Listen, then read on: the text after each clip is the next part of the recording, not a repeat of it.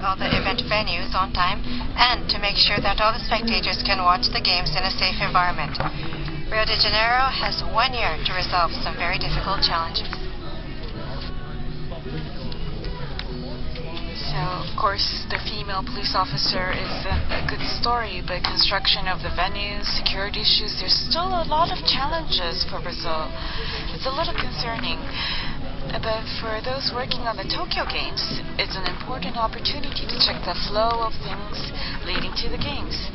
So they will visit Rio to see the test events and check on how the operations are run for guiding the spectators and how volunteers are managed. Next up is today's watch. Prime Minister Shinzo Abe has called on U.S. Vice President Joe Biden to investigate alleged spying by a U.S. intelligence agency on the Japanese government and other organizations. Abe and Biden talked by phone on Wednesday. Talks come after WikiLeaks released documents that it says prove the U.S. National Security Agency spied on Japanese government officials and companies. U.S. officials proposed the discussion. Biden reportedly apologized on behalf of himself and President Barack Obama. He said the matter has stirred mistrust in Japan and caused trouble for Abe and Japan's government.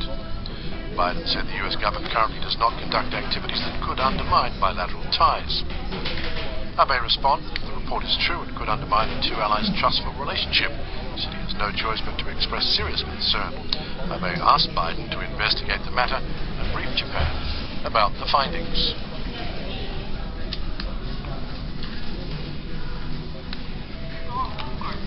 Cabinet Secretary Yoshida Suga declines to comment on whether U.S. officials explained the matter in detail or admitted to wiretapping Japanese targets before 2014.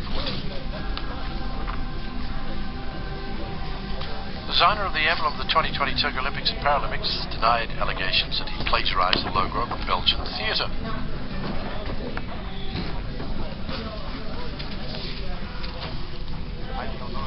Kenjiro Sano says he was shocked by the controversy. There's no basis to the accusation. Sano explained he had no knowledge of the logo created by Belgian designer Olivier Diby. He said the two designs contained the same elements, but to him they didn't look similar. He said the concepts behind them were completely different.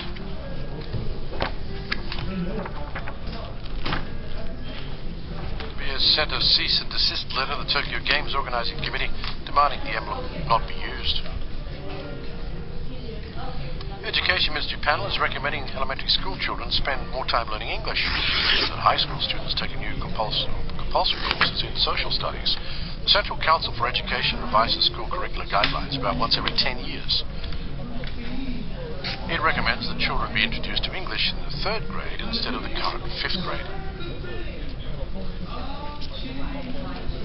It also says English should become an official part of the curriculum in the 5th grade. As a result, class hours for English could be doubled to about 70 hours a year. The Council also recommends an overhaul of high school curriculum. It calls for a new integrated course on Japanese and world history, with a focus on modern history. It also suggests introducing a new subject, public education, to enhance social participation following the lowering of the voting age to 18. The Council plans to work out details and finalise proposals by March 2017.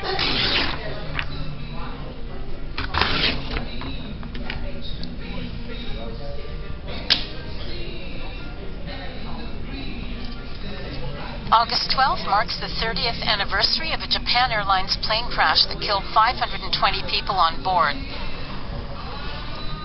The Japan Airlines jumbo jet bound for Osaka from Tokyo went down on the Osutaka Ridge in Gunma Prefecture on August 12, 1985. Only 4 people survived the crash.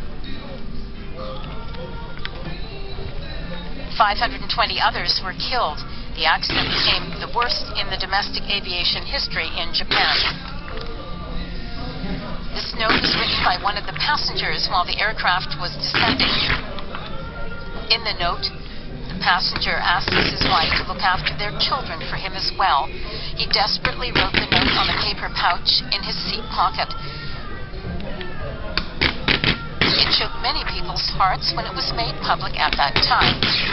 The wife of this man published a picture book this summer 30 years after her husband asked her to live on with their children. The The book, titled Father's Persimmon Tree, features a tree planted by the late husband, which supports and helps the wife and children to move on after his death.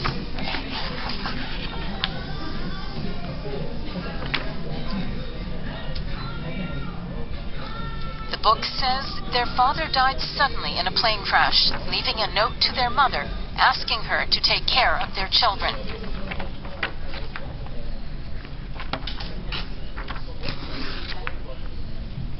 The book's author is Machiko Taniguchi. She was 37 when she lost her husband in the crash.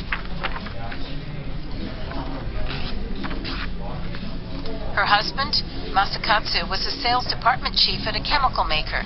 He was flying home after attending the funeral of a colleague. He was 40. His life revolved around his wife and 2 sons. They would enjoy barbecues in a park and go on camping during their holidays.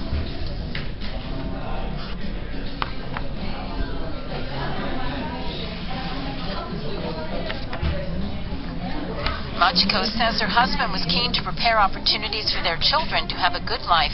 She says he really wanted to see the smiling faces of their sons.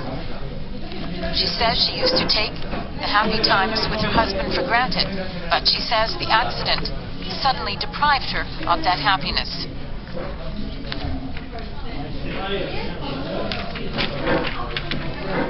The final note he wrote to her shows how much he was thinking about his family until the last moment. Machiko was at a loss as to how to live and raise their sons. The eldest was in 1st grade at junior high school, and the younger one in 3rd grade at elementary school. She was unsure whether she could live up to her husband's words.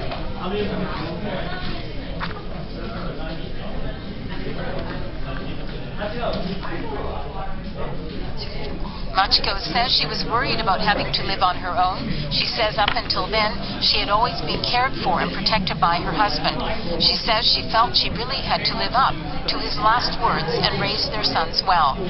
But she says she also felt as if a heavy burden had been placed on her shoulders and felt a tremendous sense of fatigue.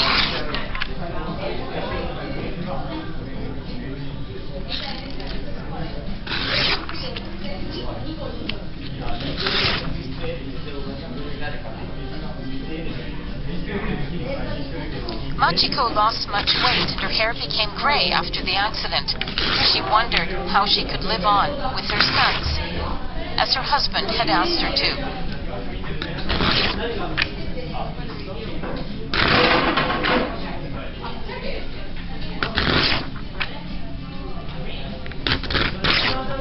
A persimmon tree in her garden provided a clue that would help save her from a deep sense of loss and allow her to face the future.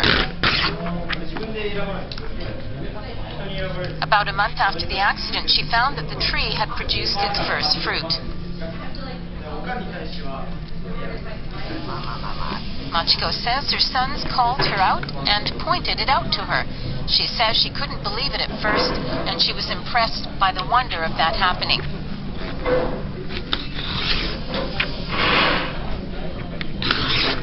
Her husband had planted the tree for his sons to enjoy the fruit.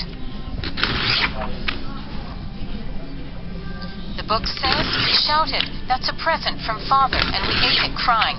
We felt as if we heard his voice.